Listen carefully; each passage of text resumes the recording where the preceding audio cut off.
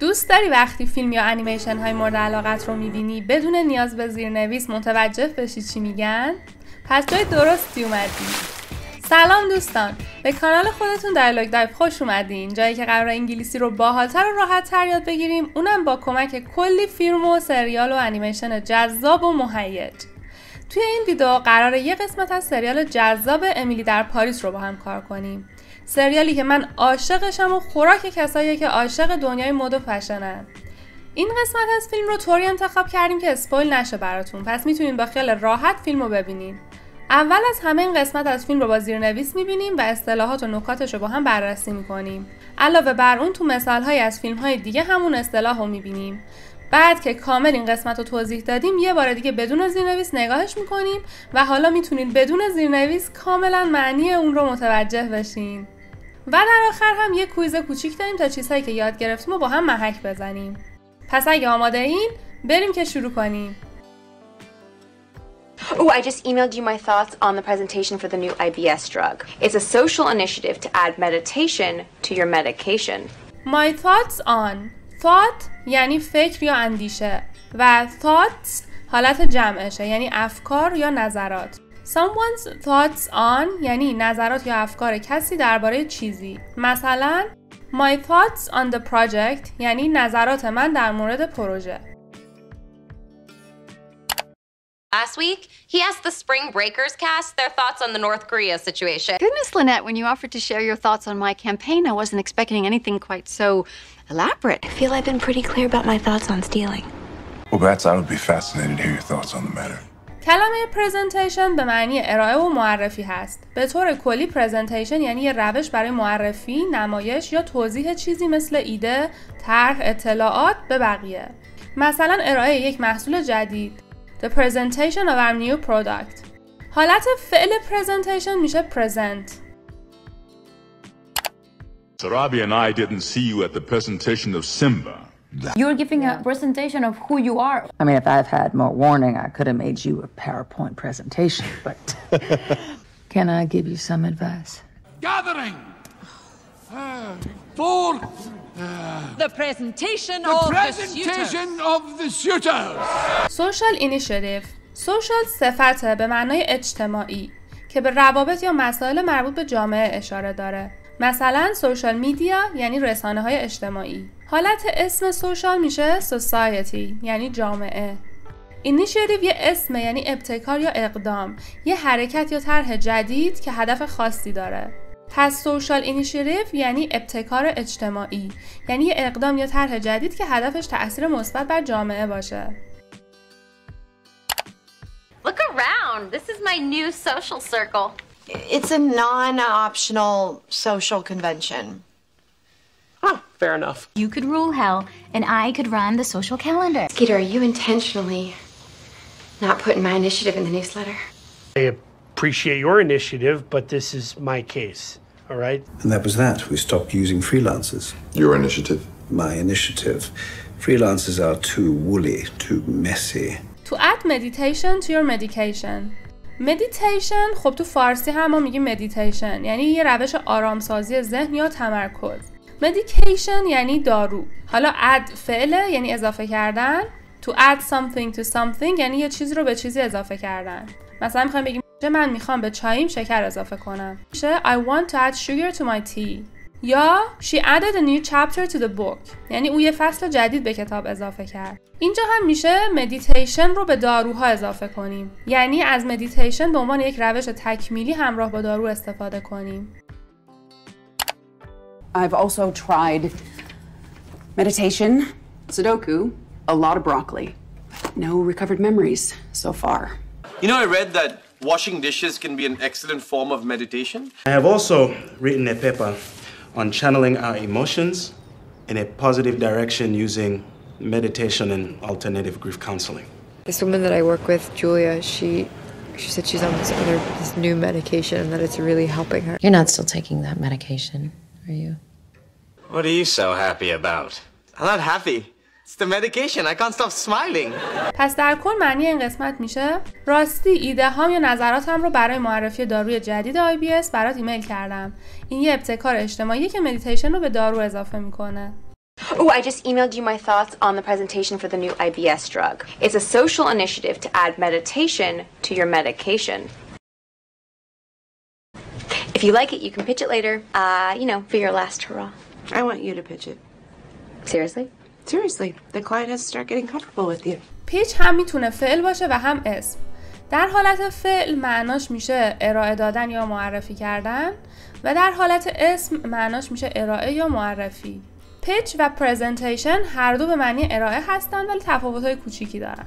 پیچ معمولاً به معنی ارائه‌ایه که هدفش جلب توجه، ترغیب یا قانع کردن دیگرانه و بیشتر در موقعیت‌های تجاری و بازاریابی استفاده میشه. مثلا وقتی که میخوایم یه ایده رو به یک سرمایه‌گذار معرفی کنیم یا به یه تیمی پیشنهاد بدیم، میگیم پیچ. مثلا he pitched his startup idea to the investors. او ایده استارتاپش رو به سرمایه‌گذاران ارائه داد. پرزنتیشن همونطور که گفتیم یعنی ارائه کردن اطلاعات، ایده ها یا پروژه ها به بقیه و معمولا شامل جزئیات بیشتر و توضیحات دقیق تریه و میتونه تو هر زمینه‌ای باشه.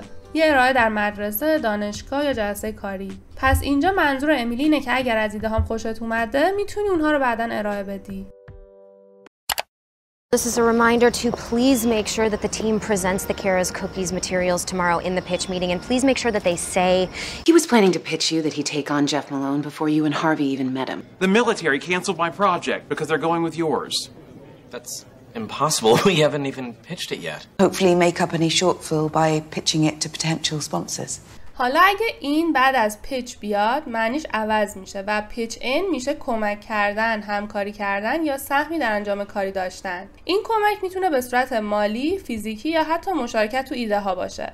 مثلا everyone pitched in to clean up after the party. همه همکاری کردن تا بعد از مهمونی تمیزکاری کنن. We're moving in a couple of days and we got a lot of packing to do. It'd be great if you guys could pitch in. Joey and I can finish up in the guest room. How exactly are you pitching in? I don't hear anyone else giving facts about traditional Amish barn raising. It's like living in a house with your family, you know, you're all there, you all pitch in whenever you need to. That's why the whole town pitched in with presents so that your kids and you.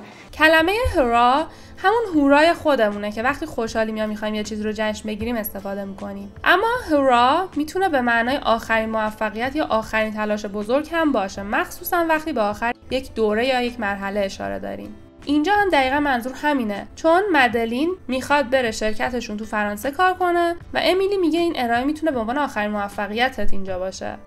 مثلا وقتی کسی قرار آخرین پروژه یا فعالیت مهمش رو قبل بازنشستگی یا تغییر شغل انجام بده، بهش میگن It's your last hurrah. یعنی این آخرین فرصت بزرگیه که داری. You know, this could be my last hurrah. And I promise you, it is not your last hurrah. So, if this ends up being my last hurrah, as Rich Voss so rudely pointed out, is a possibility, at least I left with my friends. Well, if this is our last hurrah, we might as well go out in style, right? Client هم که یعنی مشتری. و اما to start getting comfortable with you. start که یعنی شروع کردن. comfortable هم صفته و یعنی راحت. get یه فعله که معنی‌های خیلی زیادی داره. اما به طور کلی وقتی میگیم get یعنی یه چیز رو به دست آوردن یا به وضعیت خاصی رسیدن. مثلا get tired یعنی خسته شدن. get nervous یعنی عصبی شدن. get excited یعنی هیجان زده شدن. پس اینجا get comfortable یعنی راحت شدن یا حس راحتی پیدا کردن. حالا وقتی میخوایم بگیم که با کسی احساس راحتی میکنیم از with استفاده میکنیم. get comfortable with someone یعنی با کسی راحت شدن یا احساس راحتی کردن. پس to start getting comfortable with you یعنی کم کم شروع کردن به آشنا شدن و احساس راحتی کردن با کسی. My company does not allow me to socialize with doctors outside of work. You've got to get rid of him. Why am I the one that has to get rid of him? I can't do it. He's my best client. Well, there's my favorite client. So tell me, darling, how was the audition? The client thinks the target's coming after him. Your Honor, there's no way the state can claim that my client is a flight risk. Well, I'm sure once your mother gets comfortable with Olivia, she'll support you. And if I was you, I would take this opportunity to get comfortable with other people. And I think he can get comfortable with you, you know? They are getting comfortable with us. حالا معنی کلی این قسمت میشه اگه خوشت اومد میتونی بعداً اونو ارائه بدی. میدونی که برای آخرین فرصتت یا موفقیتت. من میخوام تو اون رو ارائه بدی. جدی؟ جدی. مشتری باید شروع کنه که با تو آشنا بشه و باهات راحت باشه. If you like it, you can pitch it later, for your last hurrah. I want you to pitch it. Seriously? Seriously. The client has to start getting comfortable with you. امیدوارم تا اینجا ویدیو لذت برده باشین و اگه خوشتون اومده ویدیو رو لایک کنین. اگر هنوز کانالمون رو سابسکرایب نکردین حتما این کارو بکنین، چون قراره با ما انگلیسی رو خیلی باحال‌تر، فان‌تر و راحت‌تر یاد بگیرین و یادگیری زبان براتون یک تفریح هیجان انگیز بشه. همینطور خیلی دوست داریم که عضوی از خانواده دیالوگ دایو باشین و با همین مسیر رو طی کنیم. Well, I don't want to step on your toes. You're not. You're stepping into my shoes and you're ready, okay? This is an opportunity for both of us. To step on someone's toes. To step on یعنی پا گذاشتن روی چیزی. toes هم که یعنی انگشتان پا. ترجمه تحت اللفظی این عبارت میشه پا گذاشتن روی انگشتان پای کسی. اما در واقع این عبارت به معنی کسی رو رنجاندن یا به حریم کسی نفوذ کردنه. تو فارسی میگیم پا رو دم بند نذار یا پاتو تو کفش من نکن. اینجا هم امیلی منظورش اینه که نمیخواد با این ارائه در واقع وارد حریم مدلین بشه و پا رو دمش بذاره، چون این ارائه برای اونه. What is he doing here? He is saving your butt. Unless of course I'm stepping on some toes here, in which case I could just mosey on. We can have take charge attitudes. Then why did neither of you ask to be team leader? We didn't want to step on anyone's toes. I don't want to step on anyone's toes. Okay, well, we should stop stepping on each other's toes because we both clearly want the same thing. To step into someone's shoes یه اصطلاح تقریبا مشابهه ولی معنیش کاملا متفاوته. To step into یعنی وارد شدن به یا پا گذاشتن به. shoes هم که میشه کفشا. پس ترجمه تحت لفظیش میشه پاتو بذاری تو کفش کسی. اما معنیش با چیزی که تو فارسی داریم فرق داره. تو فارسی وقتی میگیم پا تو کفش کسی کردن یعنی مزاحم شدن یا دخالت کردن تو کارهای کسی. اما تو انگلیسی وقتی میگیم to step into someone's shoes یعنی در جای کسی قرار گرفتن یا درک کردن شرایط کسی. و در موقعیت‌هایی مثل این عبارت به معنی انجام دادن کاری که قبلا فرد دیگه انجام میداده هم میتونه باشه. جالب نیست یه عبارت تو زبان‌های مختلف میتونه چقدر معنی‌های متفاوتی داشته باشه؟ معادل فارسی to step into someone's shoes میتونه جا پای کسی گذاشتن باشه. خلاصه پس اینجا you're stepping into my shoes یعنی داری جای منو میگیری یا کاری که من قبلا انجام میدادم رو تو باید انجام بدی. I hear you're stepping into his shoes on the Barabom case. I was wondering if you would consider stepping into my shoes, so to speak. I'm so honored to step into Hank McClane's shoes. And since your genome is identical to his, you could step into his shoes. Opportunity یه اسمه و به معنی فرصت یا موقعیت مناسب برای انجام کاریه که ممکنه به نفع فرد باشه. اینجا منظور مدلین اینه که این اتفاق یه فرصتیه برای جفتشون که سود ببرن. Prudence, be kind. You'll have plenty of opportunities to find your match this summer. I'm tempted to leave the university. You know, if you're really serious about that, I hear there are some exciting opportunities in home care for the old and fat. In my job, I don't get too many opportunities to do the right thing. And that's the thanks she gets for giving you the opportunity in the first place.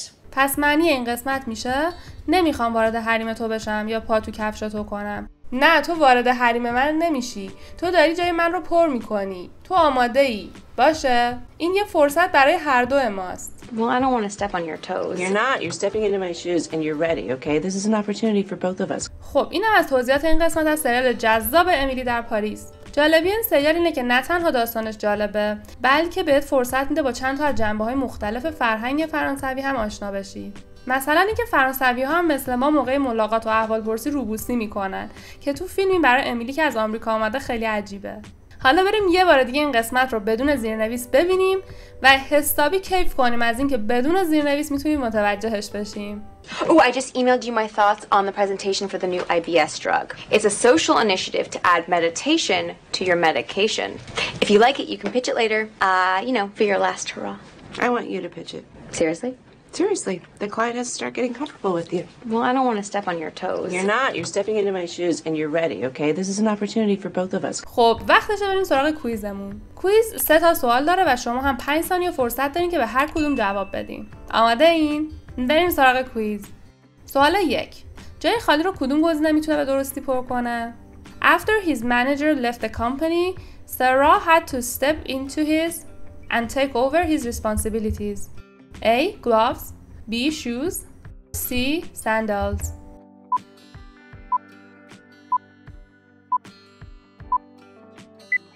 گزینه درست گزینه B هست. عبارت step into someone's shoes. معنی این عبارت میشه بعد از اینکه مدیرش شرکت رو ترک کرد، سارا مجبور شد جای اون رو بگیره و مسئولیت‌هاش رو بر عهده بگیره. سوال 2. معنی پیچ چیه؟ خواندن، ارائه دادن یا تصمیم گرفتن؟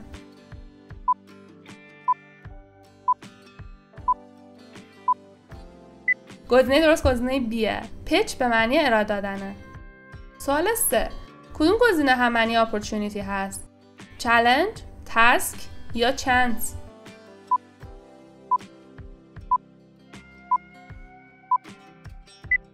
دقیقاً جواب درست گزینه سیه. اپورتونیتی به معنی فرصته و چانس هم به معنی شانس یا فرصته. پس اینجا چانس معادل نزدیکیه به اپورتونیتی. خب بچه ها، امیدوارم که سوالات رو درست جواب داده باشین و از ویدیوی امروز لذت برده باشین. ویدیو امروز چطور بود؟ این سبک ویدیو رو دوست دارین؟ اگر پیشنهاد یا انتقادی دارین ممنون میشیم حتما بهمون بگین تا بتونیم کیفیت ویدیوها رو بهتر و بهتر کنیم، چون نظرات شما برای ما خیلی مهمه. ممنونم که تا انتهای این ویدیو با ما بودین. امیدوارم که این مرحله براتون مفید باشه و ازشون استفاده کنین. هر سوالی که دارین تو قسمت کامنت ها بنویسین و ما تو اولین فرصت پاسخ میدیم. اگر طرفدار فیلم یا سریالی هستین و دوست دارید باهاش زبان یاد بگیرین، به همون بگین، قطعاً ویدیوهای باحالی ازش درست میکنیم. اگر دوست دارین هنوز به یادگیری انگلیسی ادامه بدین، میتونین این ویدیو باحالی که با ونوم درست کردیم رو ببینین. مطمئن باشین پشیمون نمیشین. تو ویدیو بعدی میبینمتون.